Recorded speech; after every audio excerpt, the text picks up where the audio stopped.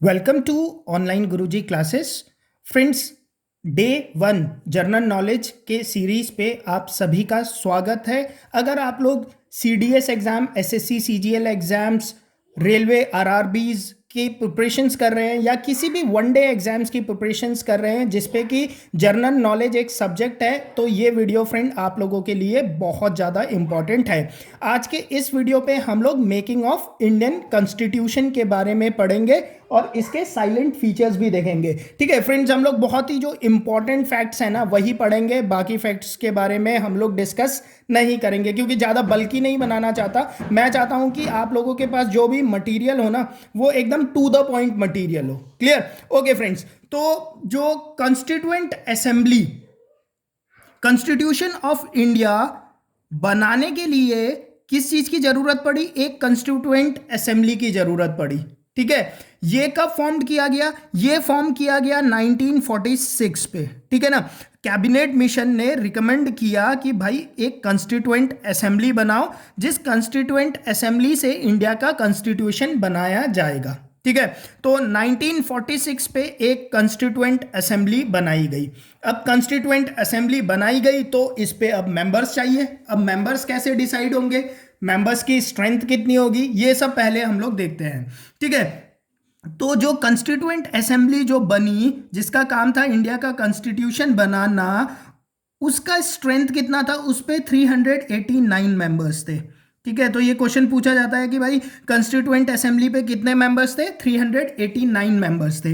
इन 389 members में से 296 members British India के थे, मतलब इंडिया का वो पार्ट जिस पे ब्रिटिश का कब्जा था, और 93 मेंबर प्रिंसली स्टेट से थे। ठीक है, कॉन्स्टिट्यूएंट असेंबली में 389 मेंबर्स थे, स्ट्रेंथ इसकी 389 थी, जिसमें कि 296 ब्रिटिश इंडिया के मेंबर थे और 96 प्रिंसली स्टेट के मेंबर्स थे। अब इन मेंबर्स का चुनाव कैसे किया गया, ये क्वेश्चन पूछा जाता है। ठीक है, तो इन मेंबर्स का चुनाव कैसे किया गया, यहां आप लोग देख लीजिए।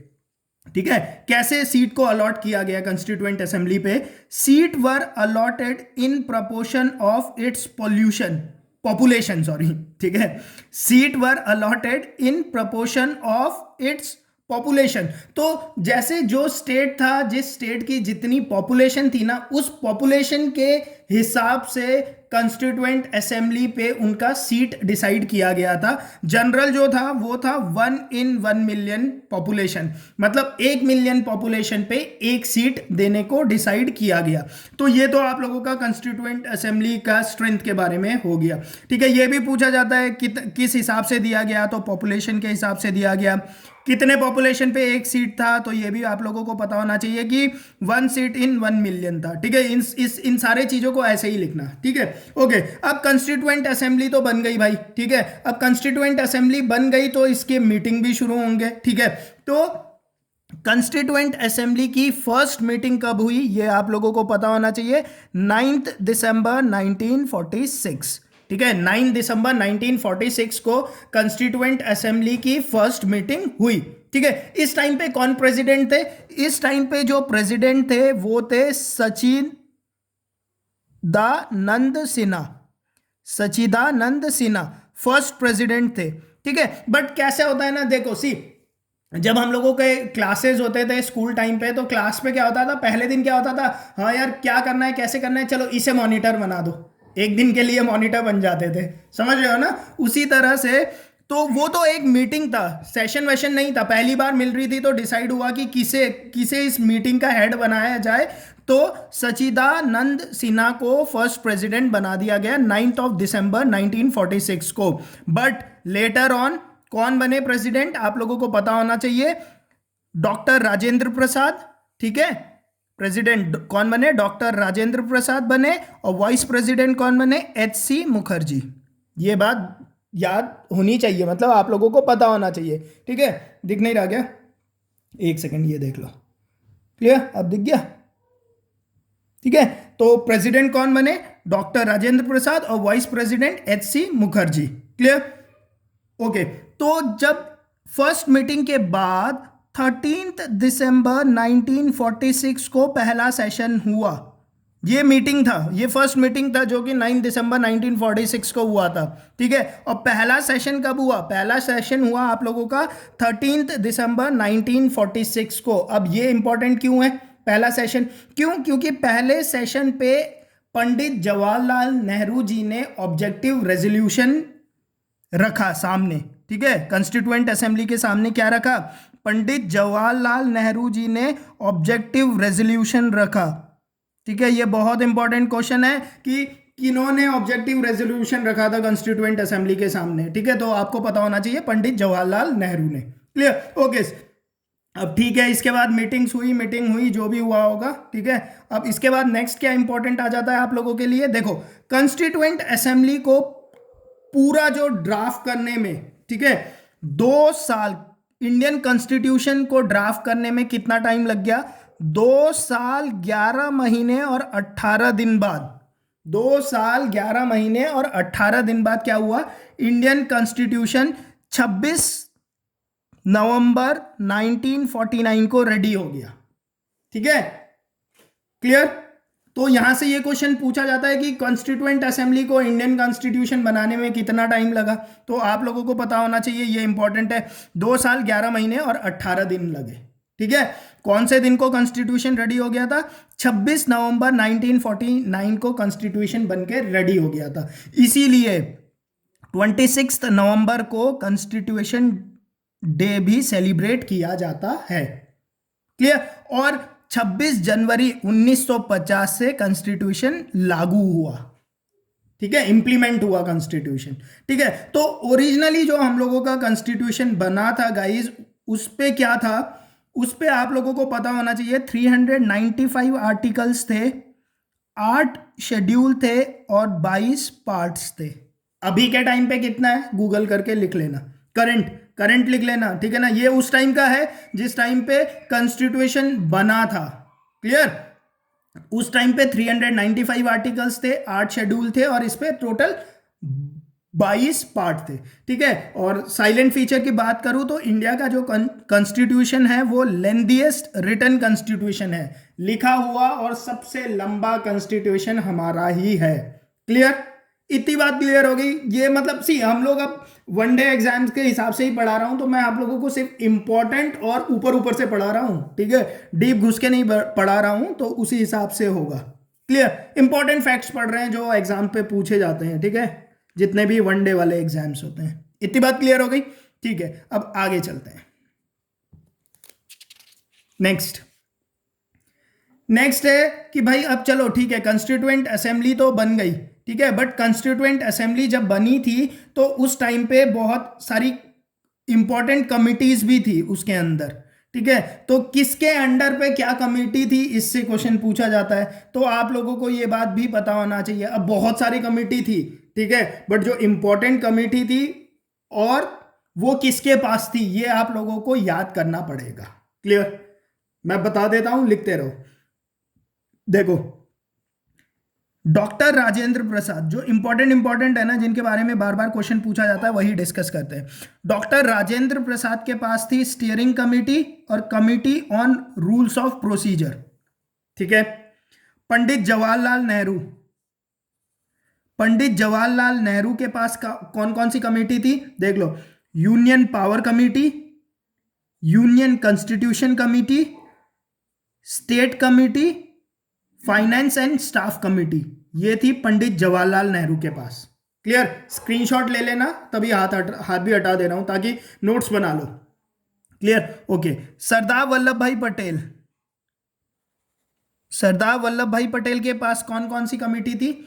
Committee on fundamental right, minorities and tribes, provincial constitution committee, ये 2 थी सरदार वल्लभ भाई पटेल के पास, ठीक है। और जो सबसे इंपॉर्टेंट कमेटी थी वो थी आप लोगों की डॉक्टर बी आर अंबेडकर के पास। डॉक्टर बी आर अंबेडकर के पास सबसे इंपॉर्टेंट कमेटी थी, वो कौन सी कमेटी थी? ड्राफ्ट कमेटी थी। यहां से क्वेश्चन पूछे जाते हैं, ठीक है ना, कि भैया यूनियन कॉन्स्टिट्यूशन कमेटी किसके पास थी, तो पता होना चाहिए पंडित जवाहरलाल नेहरू। तो ये 4 बहुत इंपॉर्टेंट है, यही बार बार पूछे जाते हैं, इसलिए आप लोगों को यही इंपॉर्टेंट करा रहा हूं, ठीक है ना। अब डीप पढ़ोगे तो एक यही चैप्टर पढ़ने पे आप लोगों को पूरा 2 दिन लग जाएगा, बट ऐसे मैं आप लोगों को आधे घंटे में खत्म करा दे रहा हूं, ठीक है। अच्छा, अब जो ड्राफ्ट कमेटी के अंदर के जो मेंबर्स थे ना वो भी पूछे जाते हैं। क्लियर? ऐसा क्वेश्चन पूछ दिया जाता है, which of these were not member of draft committee. समझ रहे हो ना कि कौन ड्राफ्ट कमेटी का मेंबर नहीं था, तो नाम पता होना चाहिए, ठीक है। ये नाम याद करने आसान है, मैं एक ही झटके में याद करा दूंगा अभी, ठीक है। एक बार नाम पढ़ देता हूं, फिर याद करने का ट्रिक भी बताता हूं। सी, ड्राफ्ट कमेटी के मेंबर थे गोपाल स्वामी, एन गोपाल स्वामी। सेकंड थे आपके कृष्णा स्वामी अय्यर, ठीक है। थर्ड थे आपके के एम मुंशी। फोर्थ थे बी एल मित्तर, और बी एल मित्तर को रिप्लेस करा था माधव राव ने। तो ये भी क्वेश्चन पूछ देते हैं कि भाई ड्राफ्ट कमेटी में बी एल मित्तर को किसने रिप्लेस किया था, ठीक है, ये भी पता होना चाहिए। ओके, फोर्थ है आपके डीपी खेतान, और डीपी खेतान को रिप्लेस किया था टी कृष्णमाचारी। और लास्ट पे है आपके मोहम्मद सादुल्ला, ठीक है, मोहम्मद सादुल्ला। अब याद कैसे करना है इसे, ठीक है, याद रखना जरूरी है। सी, याद रखना कृष्ण भगवान, ठीक है। अब देखो गोपाल कृष्ण भगवान का नाम है, कृष्ण भगवान का नाम हो गया, यहां पे कृष्णा नाम हो गया, माधव नाम हो गया, मुंशी हो गया, ठीक है। तो कृष्ण भगवान अपने मित्र, अपने फ्रेंड सादुल्ला से मिलने गए और गिफ्ट पे क्या लेकर गए, खेतान फैन, ठीक है, याद रहेगा। कृष्ण भगवान, कृष्ण करते ही गोपाल स्वामी, कृष्णा, मुंशी, माधव, कृष्णा माचारी, ठीक है, ये सब याद हो गए।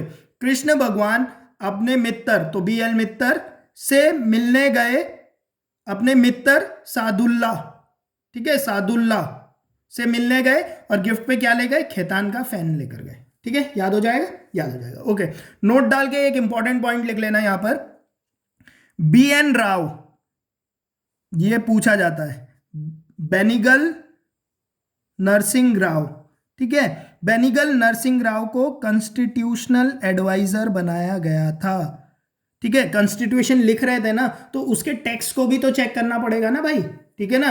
क्यों? क्योंकि कॉन्स्टिट्यूशन बहुत ही एक बड़ा चीज है, तो उसके जो ड्राफ्ट किया गया है ना इंग्लिश पे, या तो उसके लैंग्वेज के लिए, ठीक है, उसके लैंग्वेज के लिए बेनिगल नरसिंह राव को कॉन्स्टिट्यूशनल एडवाइजर बनाया गया था।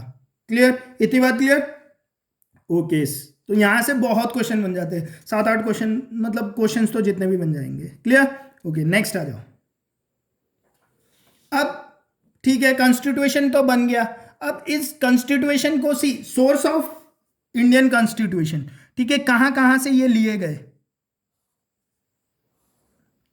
ठीक है, सोर्स ऑफ इंडियन कॉन्स्टिट्यूशन, ठीक है। ओके, तो हमारे सबसे पहले तो ये क्वेश्चन पूछा जाता है कि blue print of Indian constitution किसे कहा जाता है, तो गवर्नमेंट ऑफ इंडिया एक्ट 1935 को ब्लूप्रिंट कहा जाता है इंडियन कॉन्स्टिट्यूशन का, ठीक है। क्या कहा जाता है? ब्लूप्रिंट कहा जाता है, ठीक है। बाकी जो छोटे छोटे फैक्ट्स है ना, वो बहुत सारे कंट्रीज से लिए गए, इंपॉर्टेंट मैं आप लोगों के साथ डिस्कस कर दे रहा हूं, जो कि आप लोगों के एग्जाम्स पे पूछे जा सकते हैं।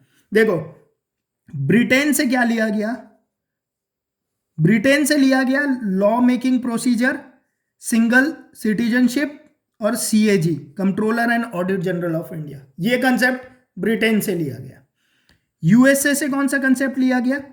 इंडिपेंडेंस ऑफ जुडिशरी और जुडिशियल रिव्यू, प्रीएम्बल का कंसेप्ट यूएसए से लिया गया। तो ये बहुत इंपॉर्टेंट है, बार बार पूछे जाते हैं। क्लियर? यूएसए से कौन सा लिया गया, ब्रिटेन से कौन सा लिया गया, ब्लूप्रिंट कौन सा है, ठीक है।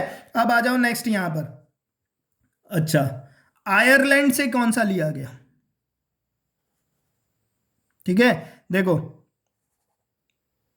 आयरलैंड से लिया गया directive principle of state policy, 100 बार पूछ लिया गया होगा ये क्वेश्चन कि directive principle of state policy कहां से लिया गया है, ठीक है। तो आप लोगों को पता होना चाहिए कहां से लिया गया है, ये आयरलैंड से लिया गया है, ठीक है। ओके, चलो इधर आ जाओ थोड़ा।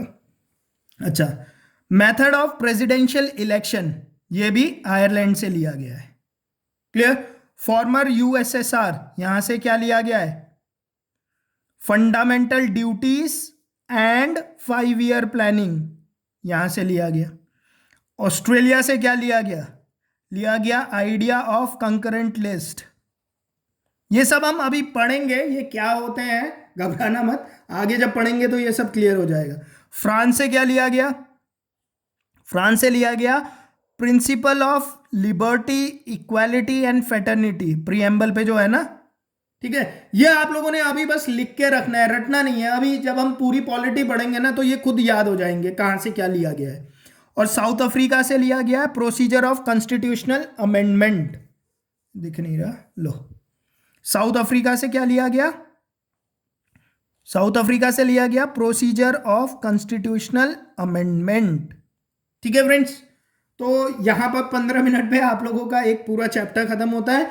Making of Indian constitution, it's silent feature and sources of Indian constitution. ठीक है, और ये प्रॉपर नोट्स है। अगर आप लोग इतना भी पढ़ के जाते हो ना किसी एग्जाम पे, वन डे एग्जाम पे, ठीक है, तो इजीली आप लोगों के पेपर पे जो भी क्वेश्चंस आएगा यहीं से आएगा। क्लियर?